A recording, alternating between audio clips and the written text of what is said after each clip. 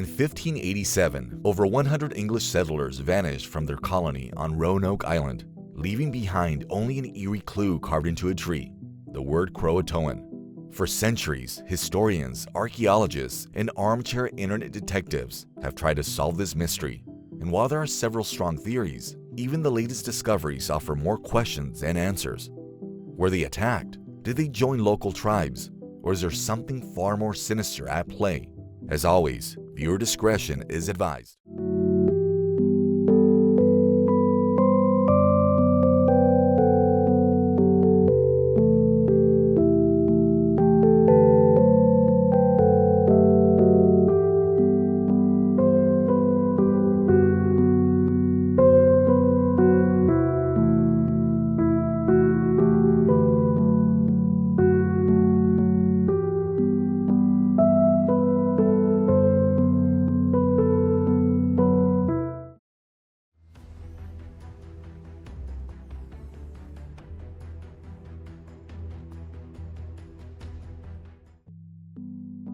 In the late 1500s, England was struggling to establish a foothold in the New World. Spain had already claimed vast territories, and the English were ready to play an aggressive game of catch-up. So, on March 25, 1584, Queen Elizabeth granted Sir Walter Raleigh, a famous English military leader and explorer, a royal charter with an ambitious goal. The charter authorized Raleigh to explore, colonize, and govern new lands for England, provided they weren't already claimed by another Christian nation. In exchange, Raleigh would receive a fifth of any gold or silver he uncovered, along with exclusive rights to the territories he claimed. Essentially, Raleigh had the authority to act as a ruler of any colonies he established, developing them, governing them, and profiting from them as he saw fit. It was a bold move for both Raleigh and England, with the potential to shift the balance of power in the Americas. But this charter came with a time limit. Raleigh had just 7 years to establish his settlement. Establishing a settlement wasn't as simple as just planting a flag. It meant sending enough settlers to build a functioning colony with food supplies, shelter, and defenses. These settlers needed to establish relationships, peaceful or otherwise, with the indigenous populations and find ways to sustain themselves in an unfamiliar and often hostile environment. Even with 7 years, this was no easy task. The risks were high, but so were the potential rewards.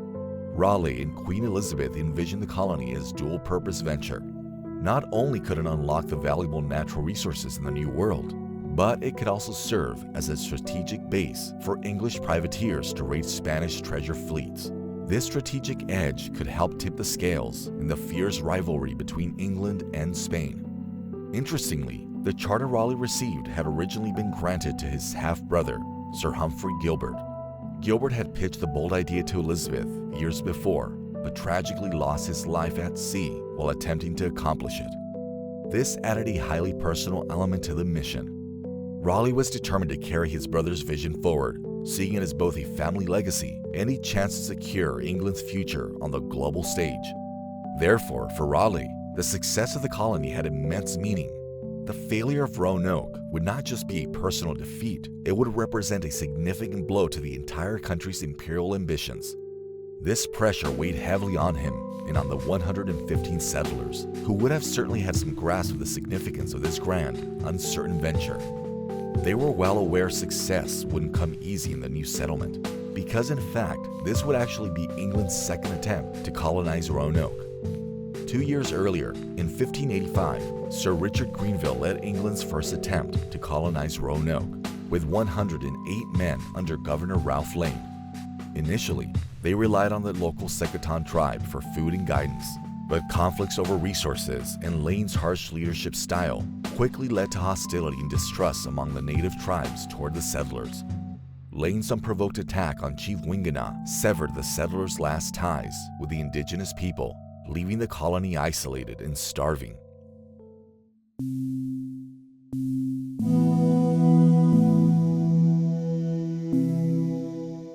As their situation grew more desperate with Raleigh's delayed supply ship, hope arrived unexpectedly in 1586 when Sir Francis Drake, the famed English privateer, stopped at Roanoke after successful raids against Spanish ports in the Caribbean. Seeing Drake's arrival as their chance to escape, the settlers chose to abandon the colony and return to England with him. In an ironic case of foreshadowing, the supply ship arrived shortly after, only to find the colony unexpectedly deserted.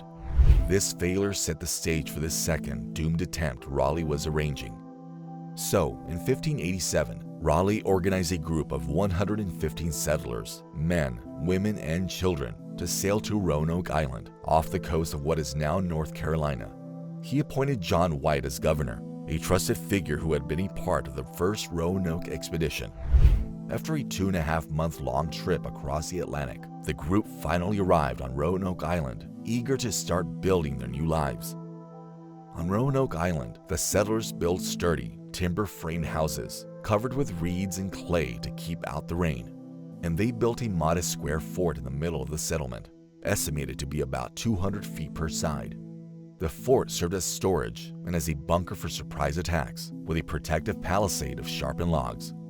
They attempted to establish relationships with the natives, and they began to rely heavily on trade with the local Croatoan tribe, who were initially quite friendly and taught them essential survival skills, like how to fish in the nearby waters and grow crops in the unfamiliar soil.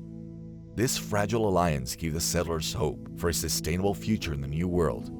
However, not all local tribes were as welcoming as the Croatoan.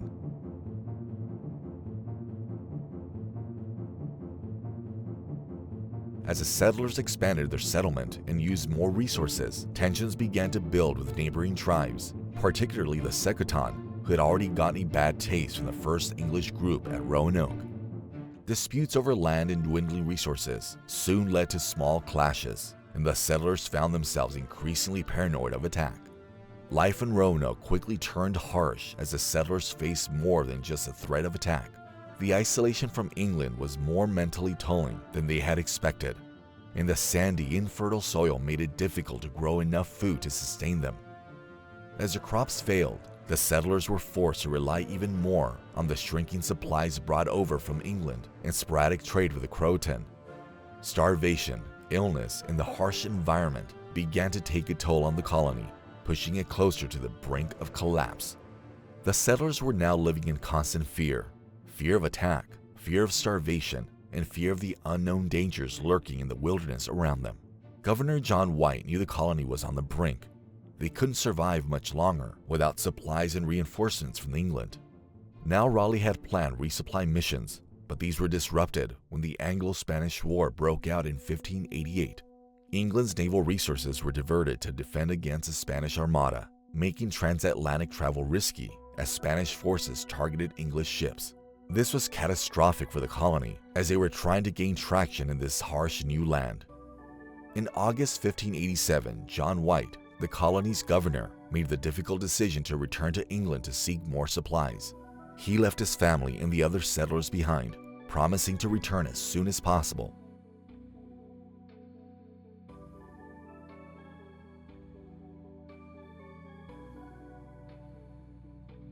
When White landed back in England to personally secure supplies, he found that nearly all available ships had been pulled into service for the Anglo-Spanish War.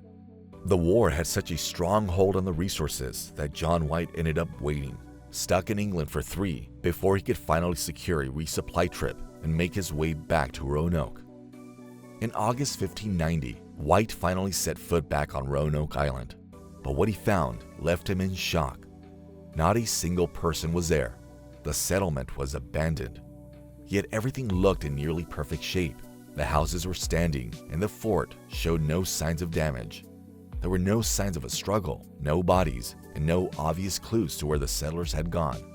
The only hint was the word Croatoan, carved into a tree, and the letters CRO etched on a nearby post. White took this as a sign that the settlers had moved to Croatoan Island, now known as Hatteras Island, where the friendly Croatoan tribe lived. But unfortunately for our curiosity, fierce storms prevented White from searching the island, and he was forced to return to England without any answers. Why didn't the settlers leave a more detailed message or more evidence of their plans? Some suggest that the settlers may have been in a hurry, forced to leave the colony unexpectedly. Others propose that the Croatoan carving was meant to indicate not just a move, but a deeper connection with the Croatoan people, possibly suggesting that the settlers had integrated into the tribe or sought refuge there after feeling abandoned by England. Since then, this seems to remain the most widely accepted theory, and archaeological evidence, such as European tools and weapons found on Hatteras Island, supports this to some extent. But there's no definitive proof of their ultimate fate. Other theories suggest that settlers may have fallen victim to violence, either from hostile native tribes or Spanish soldiers active in the region. But the lack of remains or evidence of a struggle at Roanoke weakens this argument. Then, of course, there are more eccentric explanations. Some believe the colony tried to relocate and was wiped out by disease or famine, while others suggest more supernatural causes, curses, witchcraft, or even alien abductions. The eerie disappearance, coupled with the cryptic Croatoan clue, has fueled centuries of wild speculation.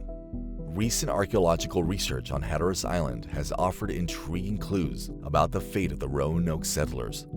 In 2015, the Croatoan Archaeological Society unearthed European artifacts, sword fragments, rings, writing slates, and gun parts, alongside Native American pottery. But European items alone don't fully confirm assimilation, as they might have arrived through trade between the societies, shipwrecks, or other explorers. Additionally, the artifacts have been uncovered in mixed layers of soil, where centuries of environmental changes and human activity may have scattered items from different time periods together. While these findings likely strengthen the argument for the settlers living with the Croatoan, they still don't fully solve the mystery. In addition, recent advancements in DNA technology have opened new ways to investigate the fate of the Roanoke settlers. The Lost Colony of Roanoke Y-DNA project seeks to trace DNA in modern families back to the colonists, aiming to prove that some lineages may have survived. Other researchers are attempting DNA testing on skeletal remains in the area. In 2007, researchers used skeletal remains unearthed from native burial sites in North Carolina to try to identify European ancestry. Though results were inconclusive, and ethical concerns have limited further excavation.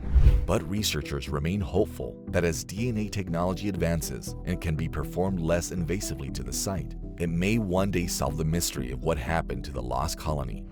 More than 430 years have passed since the settlers of Roanoke disappeared, but the mystery remains unsolved. What do you think happened to them? Were they truly assimilated into the local tribes, or did they meet a darker fate? Maybe the truth will never be known for certain, but the story of Roanoke lives on as one of America's most captivating historical mysteries. Thanks for joining us on this episode of Edge of Survival. If you enjoyed the mystery, please like and subscribe for more incredible stories of survival and adventure. Hope to see you in the next one.